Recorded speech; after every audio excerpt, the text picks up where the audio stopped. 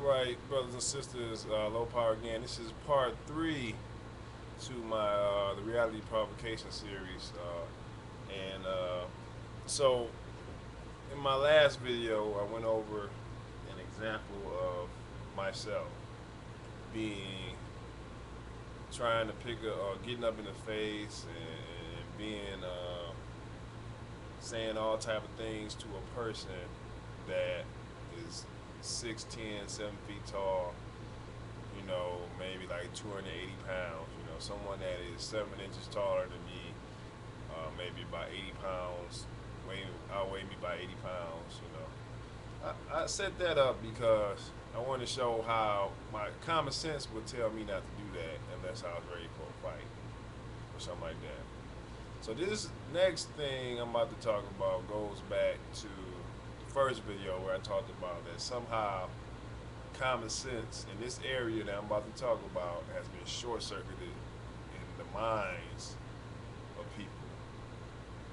Now I touched on employee, the boss. I touched on child to parent. Also with that, children, you're gonna provoke your parents to hit you and stuff. You gotta watch what you say to your parents. You don't want to provoke. But now I'm about to touch on the one people don't want to touch with a 10-foot pole, husband and wife. Now, the average woman is about 5'3". The average man is about 5'10". The average woman probably weighs about 130 or something. The average man probably weighs about 170 to 180 pounds, maybe more than that. So I set myself as an example to set something up. What is it that goes through the minds of women, especially women in Christian relationships, where they feel that they have the right to jump up in their husband's faces? What is that? Where does that come from? Where does that come from? And it's not really that difficult to figure out because we see this happen somewhere else, not necessarily in the house. We see it with police officers to people who aren't police officers. You see people mouthing off at the police officers and acting all big and bad when a police officer has power over them, and they also have power because they have power on their hip.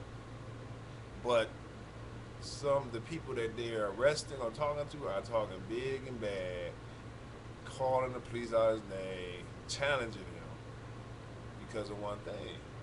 Because that person knows that the law is on their side to the point where the police cannot do anything to them unless this, that, and the other thing happens. So that person goes past his common sense because of his program, his understanding that the law could be used in his advantage. Then he provokes, and then he goes at a police officer. But take that same police officer, take his badge off, put it in a similar situation where he's just a man with a gun.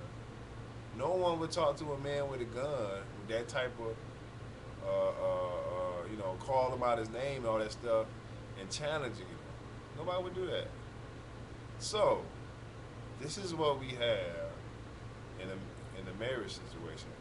The reason why a lot of women will jump in their man's face and challenge him is because they know the law's on their side, and also social programming tells a man that he's never, ever, ever supposed to hit a woman. And I agree with that. You should never, ever hit a woman. And we need those laws to protect women. But at the same time, women, listen, my sisters in Christ, listen to me. At the same time, you have to operate in common sense and also spiritual sense.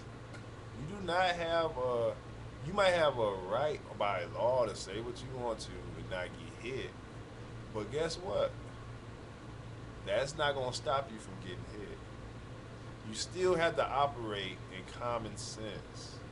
You can't call your husband a punk, a B, F you, say all this stuff, and you shouldn't do that. He should never hit you.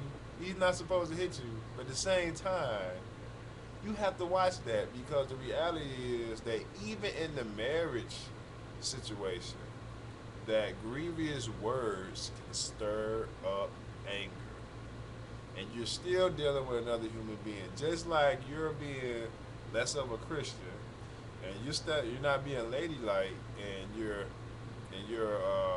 calling your husband out his name and cursing at him and stuff and challenging him and jumping in his face, just like you're stepping out of your Christianity and doing that. Guess what? You're in your flesh. Guess what? He getting his flesh too. So my point is to say this: provocation is real. I'm tired of hearing this stupid stuff that goes on. I was watching Oprah one time, and this is because this Rihanna and Chris Brown thing, and Tyra Banks was on there talking about how she was abused in an abusive relationship because the guy wanted to introduce her to his family. You know, Tyra Banks is like, I don't know, she's like I don't understand how she got a show. She's not. Well, anyway, Tyra Banks said it was a couple on there where there was a physical abuse between a man and a woman, but the woman had cheated on the man, and she said, I don't care if he cheats on you, cheat on him 5 times, he should never put his hands on you. I'm like, okay. You should never put your hands on a person, but she's acting as if him putting his hands on her is a worse offense than her cheating on him 5 times. Now, come on, people. If a man walks in on his wife with another man, he may be provoked to anger and might lay his hands on her. You can't. The law will protect her when she get to the courtroom, but the law won't protect her in that situation because the rage of a man, that's hard to to satisfy. So the thing is this. My point is this: as a Christian woman, you do have a responsibility in a situation with your husband. Also, just like in all those other situations that I talked about, to act responsibly. You do not want to add to a situation, and you do not want to provoke.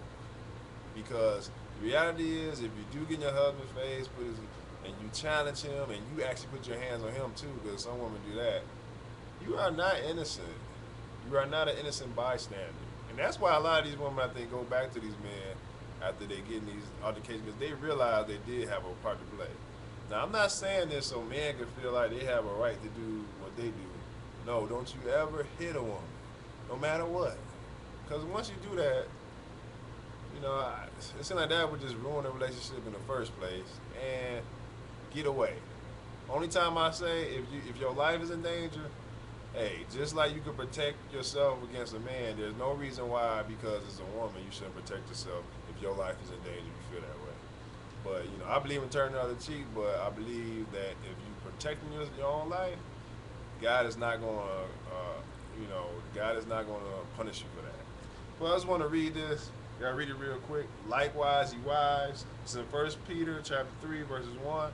Likewise, you wives, be in subjection to your own husbands, that if any obey not the word, they also may without the word be won by the conversation of the wise, while they behold your chaste conversation coupled with fear. What that is saying right there, real simple, is telling you how to speak to your husbands. Married woman, understand that. You are to speak to him with chaste conversation. I mean, you gotta watch what you say, and with fear.